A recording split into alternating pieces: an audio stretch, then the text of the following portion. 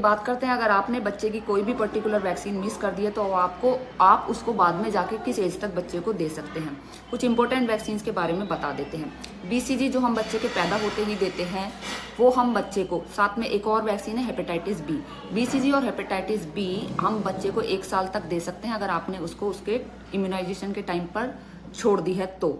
ऐसा क्यों? क्योंकि बीसीजी के जो वैक्सीन है वो देने की जरूरत 1 साल के बाद इसलिए नहीं पड़ती क्योंकि 1 साल के बाद उसकी इम्यूनिटी खुद बॉडी में डेवलप होने लगती है।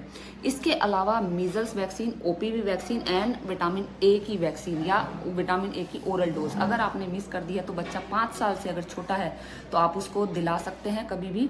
उसके बाद ये चीज़ें देने की जरूरत नहीं पड़ती है।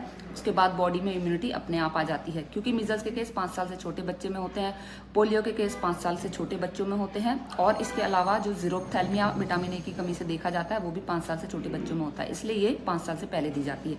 अब आते हैं डीपीटी 7 साल से कम के बच्चों में दी जाती है। जैपनीज एंसेफेलाइटिस टीटी ये 15 से 16 साल के बच्चे अगर कम है तभी उनको हम दिलवा सकते हैं।